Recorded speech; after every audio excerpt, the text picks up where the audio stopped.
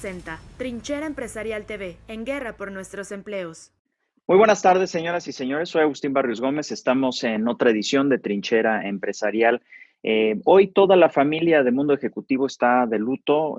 Falleció el padre de nuestro director, de Fernando Ferrer Bravata. Se trata de don Fernando Ferrer Rodríguez. Descanse en paz, don Fernando. Aquí desde nuestra trinchera, un muy sentido pésame para Fernando hijo. Bien, el día de hoy vamos a hablar aquí en Trinchera Empresarial, para lo cual le doy la bienvenida a nuestros analistas, a nuestros co-conductores. Se trata de Larry Rubin, se trata de Gerardo Gutiérrez Candiani, se trata de Dieter Holz. Vamos a hablar de un tema fundamental. ¿De dónde viene la generación de riqueza? La generación de riqueza viene de un concepto, de una realidad, de una canalización de recursos que se llama la inversión fija. La inversión fija a veces se traduce o más bien se cuantifica como la inversión fija bruta. Y ese será el tema de hoy. Para esto, le pido a Gerardo que nos dé un bosquejo. Gerardo Gutiérrez Candiani, platícanos, danos un bosquejo acerca de por qué es tan importante y de qué se trata esta cifra que en México va en franca caída, incluso desde antes del inicio de la pandemia. Sí.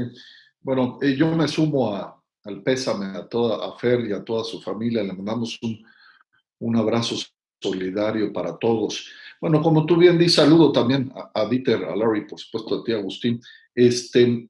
Como tú bien dices, es uno de los componentes fundamentales para que un país pueda tener oportunidades de vida digna para todos. Y la inversión, pues hoy tenemos datos dramáticos de la inversión, y como tú bien dices, no empiezan a partir de la pandemia.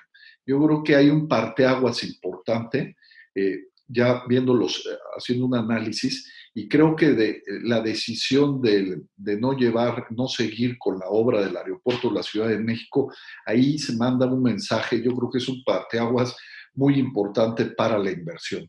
Y les comparto algunos datos importantes. La caída de la inversión fija bruta, y me voy a referir a meses que no tienen afectación de la pandemia, principalmente, pero por ejemplo, de mayo, la caída resultó de menos un 4.5% de abril a mayo.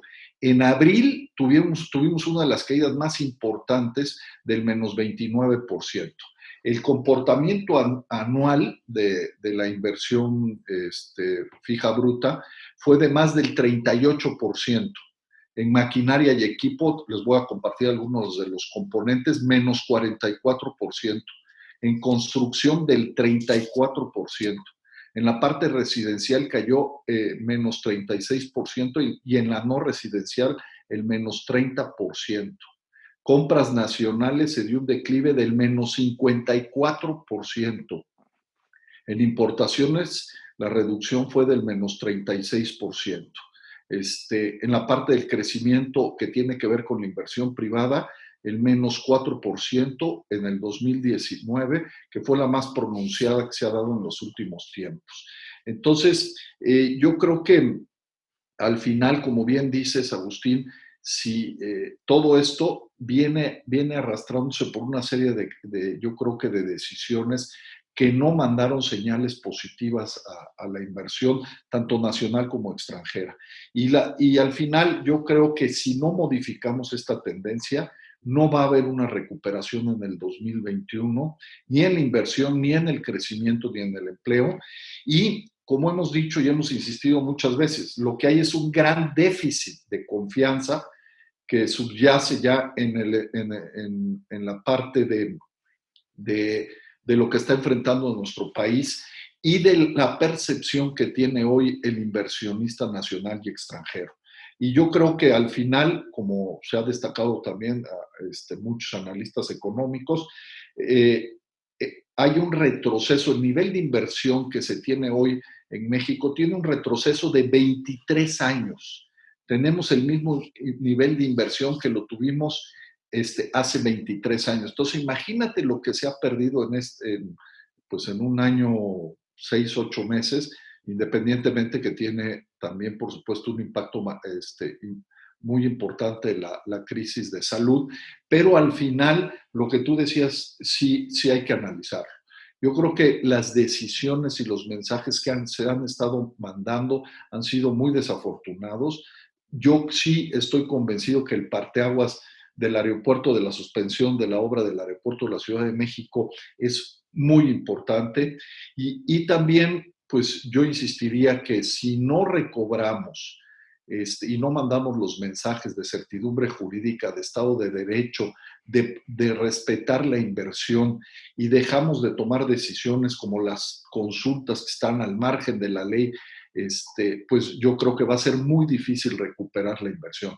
Y hay que acordarnos que sin inversión no hay crecimiento, no hay generación de riqueza, no hay oportunidades de trabajo y obviamente la economía en su conjunto tendría un impacto realmente muy, muy importante. Sí, claro, adelante. Terminaría rápidamente diciendo que para alcanzar los pronósticos de crecimiento que se habían comprometido en este sexenio, independientemente de, como insisto, del análisis de la crisis de la pandemia, para crecer al 4% tendríamos que hacer un gran esfuerzo, tanto el sector público como el sector privado, y llegar por lo menos a niveles de inversión del 25% del PIB por año. Y esto, pues realmente, definitivamente no vamos por ese camino. Dieter, por el desprecio del actual gobierno federal acerca de todo el tema de inversiones, no nada más el nuevo aeropuerto de la Ciudad de México, sino evidentemente el tema de Constellation Brands, el tema ahora, lo más reciente, de hecho, todo el tema del gasoducto que está diciendo el licenciado López Obrador que habría que reubicarlo, como si eso fuera una cuestión fácil o como si saliera de un dinero que estuviera ya presupuestado, que no lo está, evidentemente. Pero ¿por qué nos ha de importar, Dieter? O sea, esto se trata nada más un tema de extranjeros que ven a México y dicen, híjole, pues hay un proceso de macuspanización, México se convierte cada día más en república bananera, por lo mismo nosotros no podemos invertir, o también lo están sintiendo los mexicanos. Agustín, las cifras que da Gerardo obviamente tienen un seguimiento muy estricto por parte del empresariado y es como una bola de nieve, ¿no? El empresariado está preocupado porque no hay inversión, entonces frena aún más la inversión, entonces no hay nada que detone un ciclo y un círculo virtuoso y es, claro, sumamente preocupante. Ahora, tendríamos que ser muy buenos en el incremento de la productividad para compensar el declive en la inversión fija bruta, ¿no? Porque la inversión fija bruta, como dice Gerardo, pues es todo lo que es maquinaria, equipo, construcción, ya sea en la ingeniería civil o los proyectos de infraestructura, y pues no estamos tampoco con un historial anterior, porque esto lleva desde el 2017, realmente. En el 2017 ya caímos en inversión fija bruta. Entonces es algo inherente al país que se agudiza por la falta de certidumbre, ciertamente, y es esencial para el crecimiento a largo plazo. Desarrollar los instrumentos productivos para que podamos crecer las plazas de trabajo en este momento es elemental.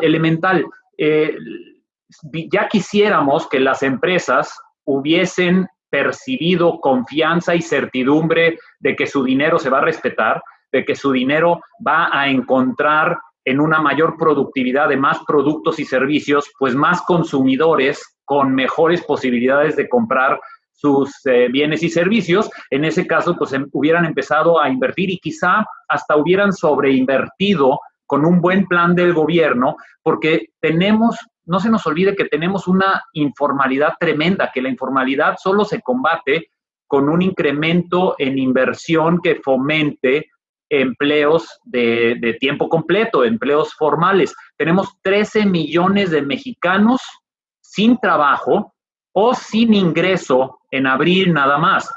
Es algo terrible para el país. Si no incentivamos el trabajo con mayor inversión, si tú inviertes en una planta, pues entonces esa planta requiere de empleados para trabajarla. Si no inviertes en esa planta, pues entonces no hay plazas de trabajo. Es muy fácil. La verdad es que la fórmula en sí no es tan complicada. Todo empieza con crear proyectos conjuntos entre lo público y lo privado para que haya inversión, tanto para incrementar la productividad como para incrementar las plazas de trabajo. Otros países, y si no estuviésemos en pandemia y si no tuviéramos esos 13 millones de mexicanos sin trabajo o ingreso nada más en el mes de abril, pues uno diría, incrementemos la productividad, pero ahora todo se trata de incrementar plazas de trabajo y eso no está sucediendo y es verdaderamente preocupante porque al no haber plazas de trabajo tampoco hay dinero disponible de la gente porque no tienen empleo y por ende no hay consumo y por ende no hay inversión para darle servicio y darle satisfacción a esa demanda en el mercado. Muy Por preocupante. eso finalmente, o sea, digo, Larry, hay quienes han dicho muy famosamente que esto pues es como, nos cae como anillo al dedo desde la perspectiva de ese mismo proceso de transformación, de macuspanización, de convertir a México en una economía cada día más, pues una economía cada día más pobre, cada día más enfocado hacia la informalidad, por lo que se escucha. Digo, esto finalmente es la línea oficial del gobierno federal. Tú hablas con los empresarios a título personal, Larry, platícanos, ¿qué es lo que te están diciendo? ¿A ellos les gusta esta idea de empobrecimiento o qué es lo que están diciendo? Claro, Agus, y me uno, antes de contestar la pregunta que me haces, al pésame a nuestro querido amigo Fernando, una pérdida irreparable. Pues mira, yo creo que particularmente en el punto que tú dices, sí hay preocupación porque México compite en un entorno global y al competir en el entorno global, pues entonces tienes que empezar a ver qué hacen otros países. Y a pesar de que el primer trimestre en inversión extranjera directa fue positivo para México y tuvo un pequeño repunte a comparación de año anterior. ¿Por qué crees, por cierto? Pues mira, yo creo que eran inversiones que ya estaban programadas, porque lo que es muy cierto, Agus, es que las empresas hoy están tomando decisiones para dentro de 3 a 5 años. Entonces, estas decisiones las tomaron pues ya desde hace mucho tiempo, ¿no? Y pues estas continúan.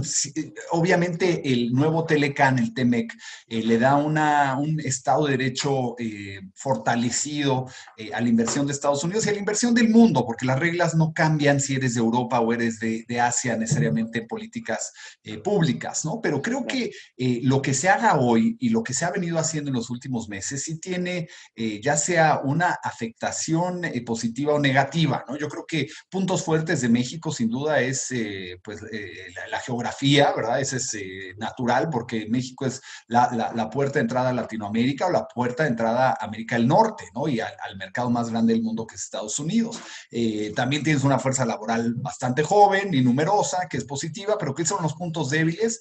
El tema de educación es débil, ¿no? Y creo que pues eso todavía está por verse porque la reforma educativa, pues se vino hacia atrás, la que había hecho el sexenio anterior. De igual forma, el que no esté ProMéxico apoyando o ayudando a recaudar inversión, sí es un factor importante, porque muchos de estos boardrooms, estas salas de consejo, pues sí requieren de expertos que vengan a explicarles, a llevarlos de la mano para invertir en México, ¿no? Y ganar inversiones, porque las inversiones son una competencia real, ¿no? Los países van a invertir en un país y claro que México es atractivo por muchos factores, pero también está la pregunta uno del crimen, ¿no? Eso siempre preocupa y cuánto eso reflejará en el costo de seguridad de sus inmuebles, de sus empleados, ¿no?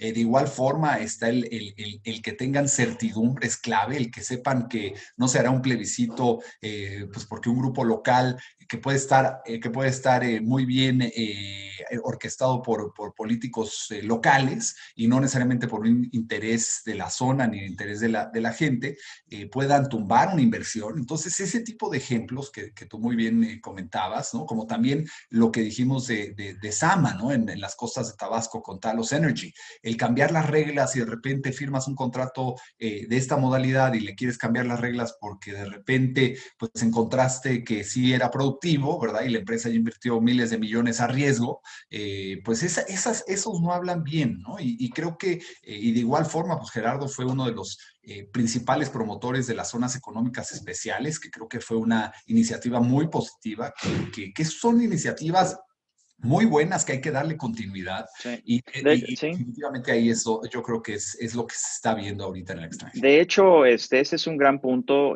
Tenemos con nosotros precisamente el arquitecto en gran parte de estas zonas económicas especiales. Por lo mismo, regresando del corte comercial, vamos a platicar acerca de cuáles son los factores clave, sobre todo cuando uno está hablando de tratar de hacer despegar una zona. En este caso, ustedes recordarán que estas zonas económicas especiales estaban contempladas para el sureste del país, es decir, para los estados más necesitados, justamente para promover la inversión, y hay que aprovechar ese conocimiento que está aquí en este panel de Trinchera Empresarial.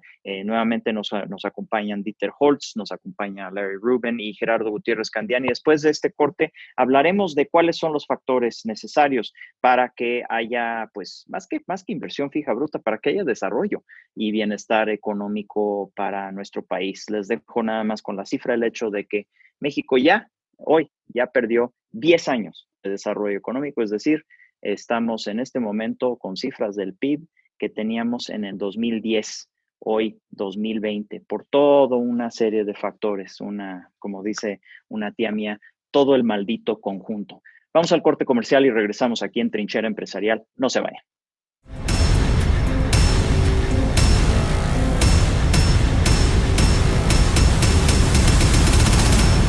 En la edición de agosto de la revista Mundo Ejecutivo platicamos con Gustavo de Hoyos, presidente de la Coparmex, quien enfoca los últimos meses de su gestión en iniciativas que reduzcan los impactos negativos de la crisis que ha provocado la pandemia. Entrevistamos a las principales armadoras y distribuidoras del sector automotriz, el cual será clave para la reactivación económica del país tras el impacto del COVID-19 y en el contexto de la puesta en marcha del TEMEC. También conversamos con las principales firmas de la industria de transporte y logística, para quienes la emergencia sanitaria supuso importantes retos con el aumento de compras online y el abastecimiento a través de plataformas electrónicas. En este número, además, platicamos con directivos de las mejores universidades privadas del país para conocer sus proyectos en la nueva normalidad, en la que, entre otras medidas, impartirán las clases vía remota para cuidar la salud de los estudiantes y personal. Además, debido a que los ciberataques siguen siendo una de las formas más eficientes de vulnerar a una empresa, expertos en el tema escriben artículos donde abordan lo referente a la seguridad informática, la cual es imprescindible para toda organización. Consulta la edición digital de la revista Mundo Ejecutivo en nuestro sitio web o descarga el ejemplar completo en nuestras redes sociales.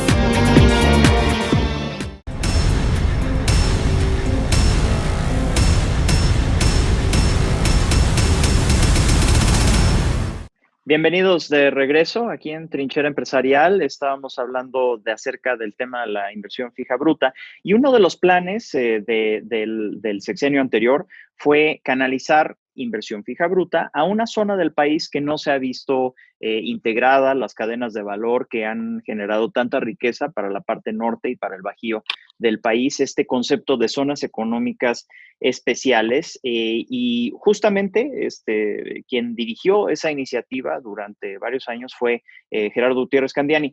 Gerardo, dado el hecho de que exactamente de eso se trata, es decir, de crear reglas específicas en entornos que están de alguna manera subvaluados desde la perspectiva de la producción, platícanos acerca de cuál fue la idea, en qué acabó, y la gran pregunta, si realmente se puede o no empezar prácticamente de cero para hacer una zona atractiva para la inversión internacional y nacional. Sí, yo creo que al final es parte de lo que estamos hablando, ¿no? Las zonas económicas del sureste se trataba de llevar la inversión donde de manera natural no había llegado todavía en México. Como tú sabes, empieza en el norte, luego se va al Bajío Occidente, al centro del país, pero el sur-sureste se había quedado relegado por mucho tiempo, y lo que hicimos fue ver de qué manera podríamos ese factor fundamental, que es la inversión, llevarla al sur-sureste. Entonces, hicimos un proyecto que generara las condiciones necesarias y suficientes para que la inversión pudiera fluir. Entonces, era un área delimitada en los 7 estados más pobres de México, y ahí trabajamos sobre muchos temas, sobre seguridad jurídica, que ya habló Larry Rubin, que es importantísimo, por ejemplo, hicimos el proyecto más grande de regulación en los 3 niveles de gobierno. Encontramos que había más de 1,200 y pico de trabas a la inversión. Hicimos una reducción a casi 150 de estas trabas a la inversión. Firmamos convenios de coordinación, generamos incentivos fiscales para que la inversión fuera lo suficientemente atractiva y pudiera ir. También un proyecto de inversión en temas de infraestructura de largo plazo. Y de eso se trataba, de que la inversión a nivel México y global pudiera voltearse a estas áreas que de manera, como te decía, de manera natural no salían. Y todo esto lo acompañamos de una estructura jurídica y legal muy importante. Con una ley de zonas económicas federales, hicimos 9 leyes de zonas económicas en los estados y firmamos casi 50 convenios de coordinación en los municipios, todo de manera prácticamente unánime. En los estados sacamos las leyes de manera unánime con todos los partidos políticos, todas las fuerzas políticas, igual en los municipios, y la verdad es que habíamos generado muchos proyectos de inversión, traíamos cerca de 8,700 millones de dólares comprometidos, una perspectiva también para los próximos 15, 20 años muy grande, de 50 y tantos mil millones de dólares. En fin, se había hecho... ¿Y en qué acabó, Gerardo? Mira, la verdad es que lo único que sé, porque he sido muy respetuoso de no meterme, es que todo lo que se construyó en la parte del Istmo de Tehuantepec le van a dar continuidad. Sé que se quedó todo el trabajo que se había hecho, toda la tierra federal que se va a canalizar ahora van a ser parques industriales, antes eran zonas económicas, todo el trabajo de regulación, de incentivos fiscales, todo eso se va a aprovechar. Los proyectos que traíamos del transísmico, también nosotros lo habíamos visto como una sola zona económica, Coatzacoalcos y Salina Cruz, con la parte del transísmico. También habíamos proyectado la 4ª red ferroviaria del país para que conectara todo el sur-sureste con el centro y Norteamérica. El Tren Maya, ¿no? Bueno, no, ahí no iba a ser el Tren Maya, más bien íbamos a hacer por las zonas, porque es muy importante que empates la oferta con la demanda. Entonces íbamos a hacer zonas económicas en Tabasco, en Campeche, en Veracruz, el transísmico, Salina Cruz, Chiapas, Puerto Progreso y Yucatán. Entonces, toda esa parte, todo eso íbamos a tener zonas económicas y iban a ser de diferente, cada una tenía vocaciones diferentes. Por ejemplo, Yucatán íbamos a invertir en una zona económica de innovación y desarrollo tecnológico exclusivamente. ¿Por qué? Porque ahí le han apostado mucho a esa parte, entonces iba a ser una zona de alto valor agregado. Obviamente la parte del transísmico, mucho que tiene que ver con temas, Salina Cruz con temas energéticos, por ejemplo, agroindustrial en la parte de Chiapas, en la parte de Tabasco y Campeche íbamos a hacer temas contracíclicos que no tuvieran que ver nada más con el tema petrolero, porque lo que sucede es que cada vez que caía el petróleo, pues caía más de 7-8% la economía de esos estados, y en la parte de Coatzacoalcos íbamos a hacer la parte química y petroquímica más importante del país. Entonces, todo eso precisamente va enfocado a lo que estamos hablando, a cómo generamos condiciones. Tanto puede ser una región o una zona como un país para atraer la inversión tanto nacional como extranjera. Yo recuerdo, evidentemente estaba siendo un poco ingenuo acerca de si funcionan o no. Claro que funcionan las zonas económicas especiales. De hecho, nada más hay que ver Singapur, hay que ver la zona de Shenzhen. Yo visité, estando en Hong Kong, visité la zona de Shenzhen, que es la parte de lo que era en ese momento la China propia, antes de que Hong Kong pasara al dominio chino. En ese momento estaba todavía con los británicos, antes de 1997, y no había absolutamente nada. Hoy en día Shenzhen es una megalópolis, con rascacielos a diestra y siniestra, una producción estupenda, un nivel de ingreso altísimo, de hecho semejante a países europeos, y eso no existía hace apenas veintitantos años y justamente existió porque se generó ahí una zona económica especial. Más de 100,000 veces, Agustín, subió el salario en 30 años. Más de 100,000 veces. Wow. O sea, entonces ese es el tema. Una de las cosas, lo que trae la inversión es precisamente... y también firmamos algo que también mencionó Larry, la parte de educación. Hicimos todo un convenio con más de 90 universidades para cambiar las vocaciones, para que las vocaciones productivas de las regiones fueran acompañadas por las universidades y los centros tecnológicos.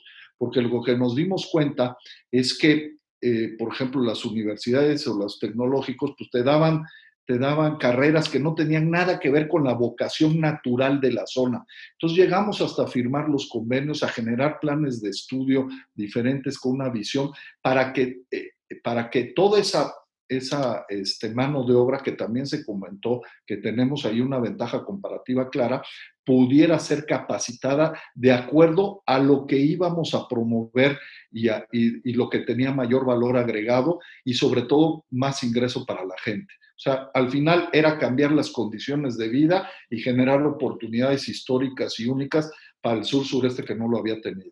Se trata de un proyecto de una escala suficiente justamente para acabar con la pobreza, no a través de esfuerzos ligados con intereses políticos y de dominio personal y corporativista acerca de los grupos, sino más bien de generar espacios en donde los mexicanos tengan las oportunidades que están buscando en sus decenas de millones en lugares como Estados Unidos. Y pues precisamente eso es lo que, al no recoger ese mapa de ruta que nos menciona Gerardo, pues es exactamente lo que está en tela de juicio. Es decir, el bienestar de decenas de millones de mexicanos que, al ignorar todo esto, al pretender que no existe, al pretender que hay soluciones un poco, no sé si más fáciles o por lo menos más personales y más arbitrarias, se puede lograr algo semejante que evidentemente y muy obviamente no podrá suceder. Ustedes conocen el espacio de Dubái, ¿no? Que tanto ha hecho,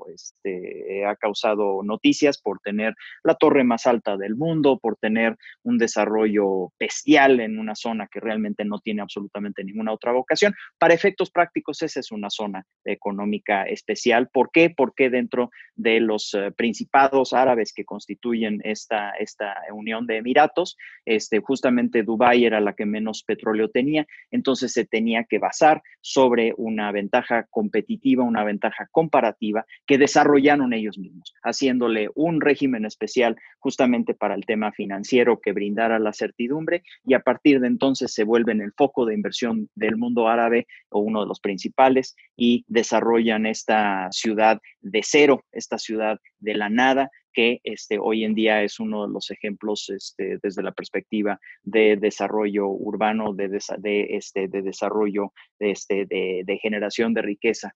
Dieter, a nivel tierra, desde la perspectiva de la inversión fija bruta, ¿qué más está buscando el inversionista? Una de las claves era el tema de energía y estos ductos, que fue precisamente lo que brindó la ventaja al Bajío para que ahí se estableciera la industria automotriz. ¿Qué más?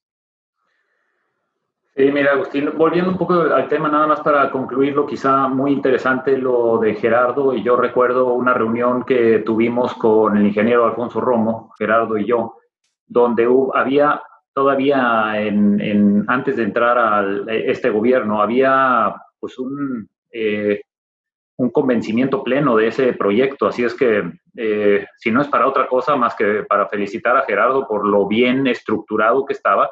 Ahora sí, entrando a tu punto, porque era un catalizador increíble de la inversión privada. Era el fomento del gobierno hacia sentar las bases y las condiciones para que la iniciativa privada invirtiera. ¿Por qué es esto tan importante? El 86% de nuestra inversión fija bruta viene de la iniciativa privada. El 14% viene del gobierno, de inversión pública. Es decir, si no creamos las condiciones para que la iniciativa privada invierta por el bien de los mexicanos, desde los más pobres hasta los más ricos, Si no sucede eso, estamos en una situación donde el gobierno, con ese 14% y con la caída tan tremenda que se va a venir en recaudación y también en los ingresos de un Pemex, sobre todas las cosas, que no lo va a poder compensar. Si no hay estas condiciones, pues estamos metidos en un pantano donde muy difícilmente vamos a salir. Sí. Y sin referirme a lo que esto representa en la degradación de la calidad de la inversión extranjera para México, ¿no? Curiosamente, es más el mexicano, el empresariado mexicano que ha dejado de invertir en México que el empresariado o las grandes empresas internacionales. ¿Por qué? Porque el empresariado mexicano está buscando diversificación. Creo que en estos años, más que en otros años, está sintiendo que está demasiado apostado a México y con la incertidumbre está prefiriendo invertir en otros lados que no sean México. Es la primera vez que a mí, cuando menos me toca, que se ve este fenómeno tan drástico donde el empresariado mexicano está dejando de invertir. Claro, porque tienen el 80 o el 90% de sus inversiones en México, pues necesitan balancearse un poco por su sanidad financiera y también patrimonial. Tenemos la CAINTRA, pues está refiriéndose a una cifra cercana a los 450,000 millones de pesos que no hemos invertido. Claro.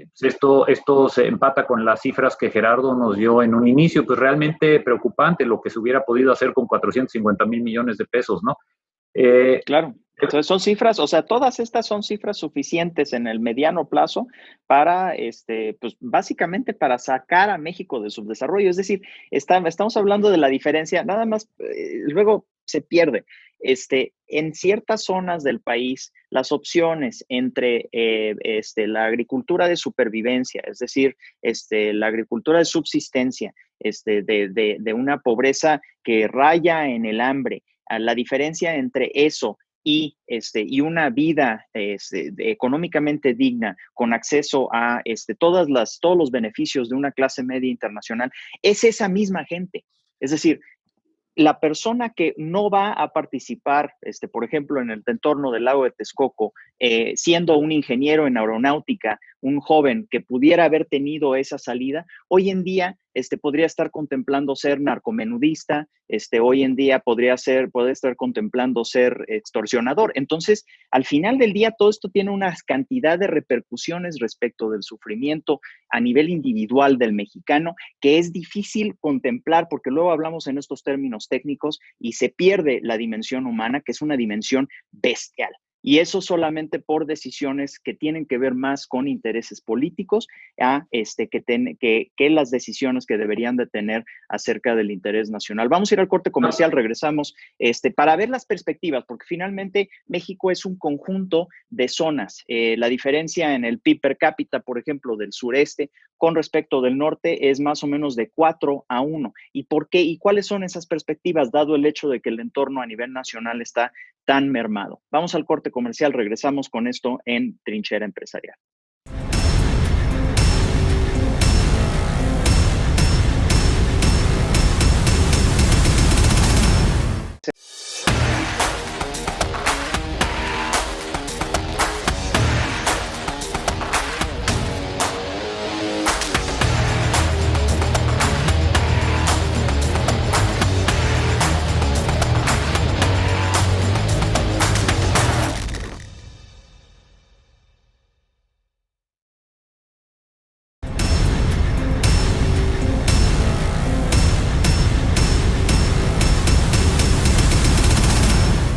Estamos de regreso en Trinchera Empresarial, estamos hablando pues cuestiones de vida o muerte económicas, es decir, las cifras que hemos mencionado a lo largo de este programa, en términos de la inversión caída, en términos de las posibilidades de inversión bajo otras circunstancias, en términos de planes concretos con inteligencia, con conocimiento, con expertise, que nos comentaba Gerardo Gutiérrez Candiani, que ahí están, que son la clave precisamente para lograr sacar adelante de una vez por todas del subdesarrollo nacional y que se están ignorando. Y esa es la realidad que estamos viviendo.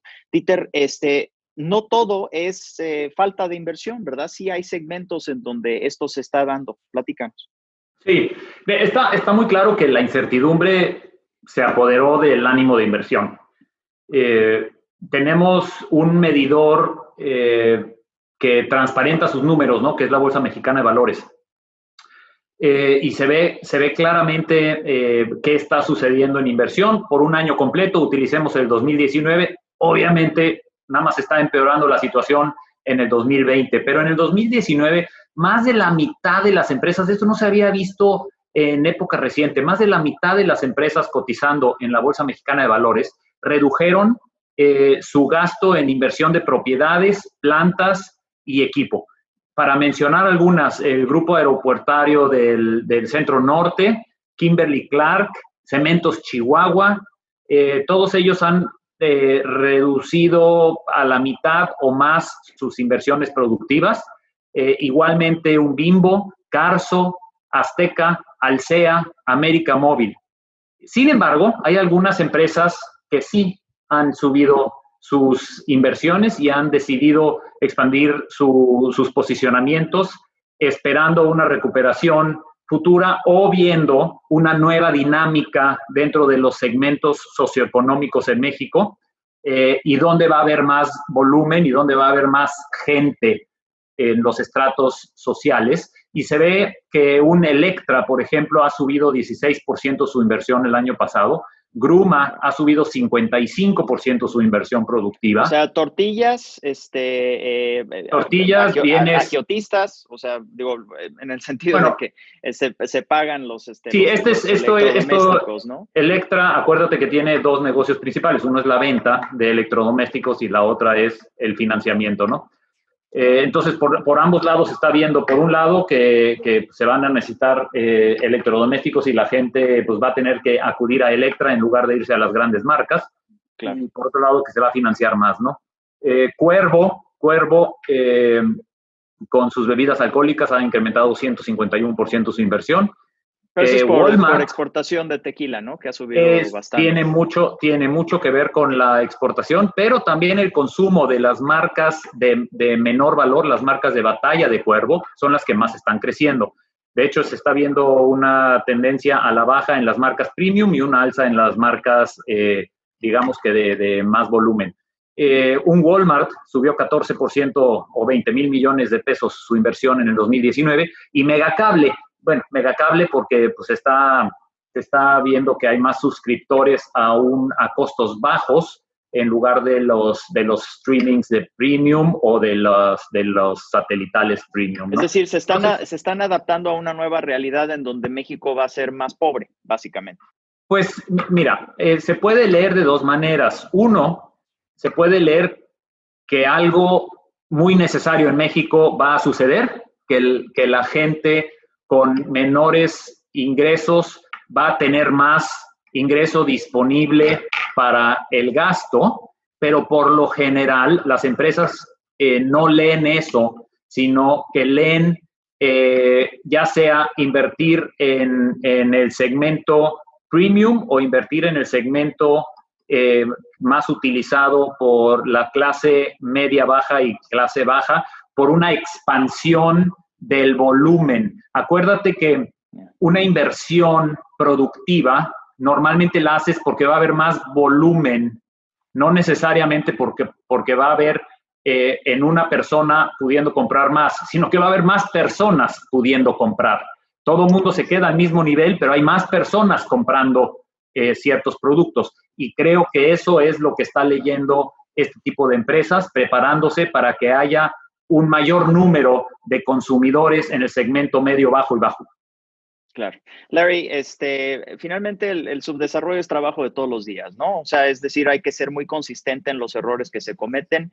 La ineptitud no nació a partir del 2018. Venimos con un lastre que merma precisamente la certidumbre, que merma el Estado de Derecho, que merman todas esas condiciones que son necesarias para incentivar. Platícanos acerca de lo que tú has visto en términos de la corrupción. Claro, claro, totalmente, Agustín. Y como tú muy bien apuntas, creo que la corrupción es uno de los factores importantes. Y no estamos hablando de la corrupción que llega a las primeras planas de los periódicos, ¿no? La corrupción de algún secretario de Estado, algún un senador, sino más bien la corrupción local, ¿no? El sacar un permiso de la presidencia municipal y que te pida una mordida, una empresa americana no puede hacer eso porque tiene penalidades muy severas, ¿no? Si lo hiciera. Pero este tipo de detalles son los que merman las oportunidades en el país y han venido mermando las oportunidades y no obstante, la inversión ha sido constante e importante para México, ¿no? Por algo México ha estado posicionado en el número 15 de mayor inversión global, ¿no? Entonces, lo que yo veo aquí es que sí hay una serie de oportunidades que esperemos se aprovechen para atraer más inversión. Una de las grandes oportunidades, y creo que es lo que ha apostado el gobierno actual, es la oportunidad del TEMEC, ¿no? El Tratado México, Estados Unidos, Canadá sí es una gran oportunidad, pero tiene que venir aunado a una serie de otros conceptos, ¿no? Es darle certidumbre a la inversión es clave, no nada más puedes tener el TEMEC por sí solo y no darle certidumbre a las empresas. También, ¿por qué? Porque muchos de los que pueden venir a crear nuevas fuentes de empleo y grandes cantidades de inversión, y esto es muy importante, son los empresarios medianos y más chicos, ¿no? No necesariamente las grandes empresas que ya seguramente tienen una muy buena participación de la inversión extranjera en México, sino estos medianos que hoy en día están diciendo, oye, los costos me salen mejor en México, la productividad del trabajador es mejor, debo de ir a poner mi planta a México o no, o la dejo aquí en Estados Unidos, ¿no? Y ahí es donde hay grandes oportunidades, porque estamos O en hablando, China. ¿verdad? O en China. Estamos hablando de oportunidades que a lo mejor en cantidad por unidad son menores, pero las unidades en total son mayores, ¿no? Entonces, si estás hablando de inversiones pequeñas, pero de miles y miles y miles de empresas más, ahí es donde es una gran oportunidad para México, pero ellos más que nadie requieren de muchísima certidumbre porque no tienen a lo mejor la disposición y la facilidad de tener grandes consultores que los ayudan a navegar a través de los conductos en México, ¿no? Y ahí es donde entra el factor que tú muy bien comentabas, la corrupción local, ¿no? Si le piden dinero que para el permiso, para iniciar obra, el permiso del agua y todo este tipo de cosas, pues el empresario norteamericano que no está acostumbrado necesariamente a operar en países subdesarrollados, pues de repente dice, híjole, esto está poniéndose mucho más complicado de lo que pensé, ¿no? Mejor me quedo en Estados Unidos o me voy a Canadá, donde sé que hay una certidumbre, donde el gobierno local pues no me va a pedir un dinero para un permiso que según la ley, pues nada más necesito cumplir estos tres requisitos y me los dan en 7 días, ¿no? Según la ley. Entonces, yo creo que todos estos factores, Agustín, si se pudieran mejorar y como tú dices, vienen arrastrándose tiempo atrás, serían clave. O sea, no nada más la corrupción a nivel federal, que eso es importante, sino también la corrupción a nivel local. A fin de cuentas, todo se resume en certidumbre, esta palabra de la que hemos hablado y seguiremos hablando muchísimo, porque esto es un factor de certidumbre, al igual que respetar las leyes y que no haya cambios súbitos, ¿no? Pues de reformas ya hechas, inclusive la reforma energética que ha creado tanto goodwill o tanta buen posicionamiento para México después de que se logró, ¿no? Que se está echando para atrás. Gerardo, tú tuviste que ver todas y cada uno de estos elementos para tratar de armar un mapa de ruta para el desarrollo de los estados más pobres de la República Mexicana. ¿Cuál es la perspectiva? O sea, finalmente, ¿qué es lo que vamos a ver? Más allá del tema del catastrófico manejo de la pandemia y ese tipo la bronca humanitaria que se está viviendo por esa falta de coordinación a nivel políticas públicas de salud, políticas públicas de coordinación y ese tipo de cosas. ¿Qué podemos esperar más allá de eso respecto de este motor del desarrollo que es la inversión fija bruta? Yo comparto mucho con Dieter y con Larry lo que dijeron, ¿no? Pero bueno, haciendo como un resumen, yo te diría, algunos datos que son, y hacia ahí vamos, y luego terminaría yo con una conclusión. Que México esté en el mismo nivel de hace 23 años de inversión fija bruta es brutal, por decirlo de alguna manera. Tenemos, y la caída, fíjate, tenemos desde enero del 2019, no ha habido un solo mes que no hayamos tenido números rojos en crecimiento. O sea que tenemos ya desde 2019 que la economía, la inversión ha bajado de manera sistemática y eso obviamente pues ya se ve en varias cosas. Primero, en que no hay dinero disponible. O sea, hay muy poco dinero disponible, las familias no tienen dinero disponible y es parte de lo que decía Dieter. Al final hay más pobreza y hay menos disposición de dinero en las familias mexicanas, por eso todos los segmentos se están achatando hacia abajo, no hacia arriba. ¿Qué quiere decir? Que hay menos ingresos, más pobreza. Por eso hoy el consumo se va a productos de mucho menor valor, como el que lo mencionó Dieter. Entonces, al final la conclusión es lo que te decía. Si no hay un giro realmente de 180 grados y no cambiamos esta tendencia que tenemos en contra de la inversión, pues no va a fluir la inversión. Y para que esto suceda, necesitamos que el gobierno por lo menos invierta el 5% del PIB en inversión, cosa que no está sucediendo. Y el sector privado pues debe de estar entre 20 y 22%, cuando menos, del PIB, para que una tendencia como la que estamos viviendo se pueda revertir. Yo no veo que hoy se generen condiciones para que tanto el sector público, porque no tiene la disposición de dinero. ¿Por qué? Porque ya hemos platicado lo que está sucediendo con Pemex y CFE, que es un barril sin fondo, y algunos proyectos no productivos que está yendo muchísimo dinero. Una pregunta, Gerardo, o sea, porque sí, efectivamente estas cifras son suficientes para quebrar el país y básicamente asegurar la pobreza durante generaciones, estas apuestas de Pemex, digo, para ubicar al público. ¿Se puede retirar? O sea, ¿hay manera de quitarnos este yugo de barril sin fondo, de 70,000 millones de dólares de pasivos laborales, de ciento y pico de miles de millones de dólares en deuda para esta paraestatal? ¿Hay manera de ir desprendiendo este mega lastre a la economía mexicana de lo que es nuestro futuro? La única manera es separar la parte económica con la parte ideológica política. Yeah. Si no hay una realidad económica de lo que está sucediendo y hacia dónde vamos, y si se sigue imponiendo la parte ideológica y política a las decisiones económicas, pues obviamente no vamos a tener ningún regreso. Al revés, lo que vamos a suceder es que la crisis se va a hacer de largo plazo, y en esta crisis pues va a haber menos crecimiento, menos inversión y menos empleo. Entonces, yo creo que yo creo que la gran disyuntiva de este gobierno. ¿Qué va a suceder?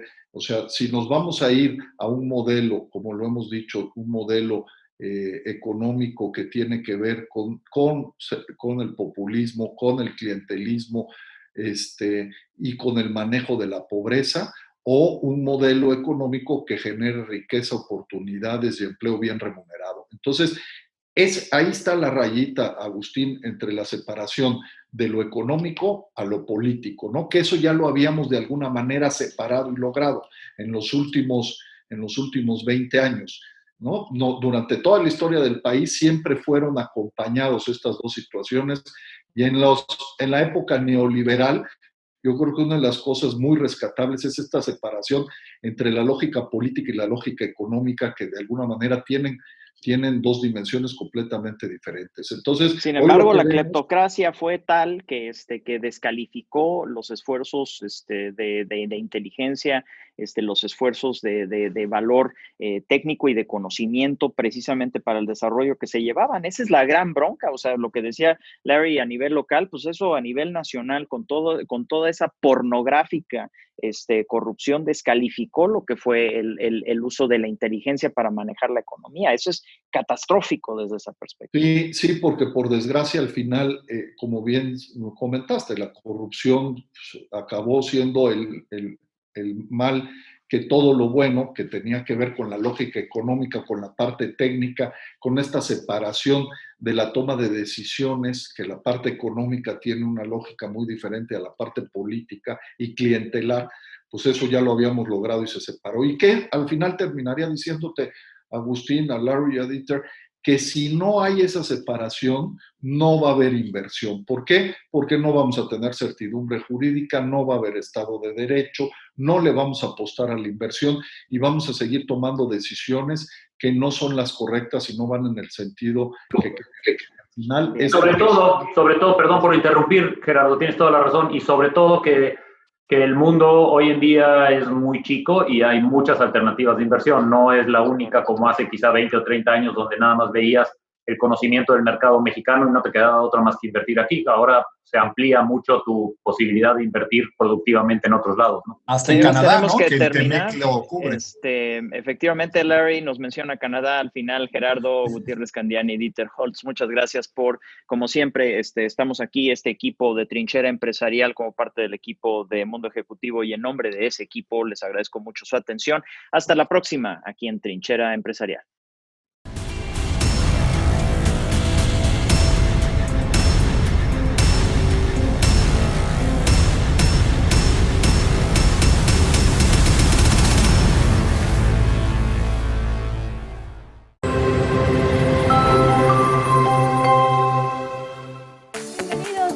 Mi Show, tu nueva experiencia del entretenimiento.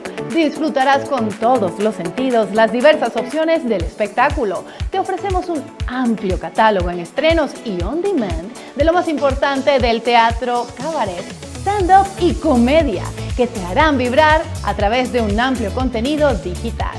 Ahora podrás gozar y vivir tu nueva aplicación desde la más cómoda butaca en el corazón de tu hogar. Podrás vibrar con todos tus sentidos a través de la mejor imagen en alta calidad junto a 10 millones de usuarios en 88 países. Mi Show es a partir de hoy tu nuevo lenguaje digital de tu entretenimiento.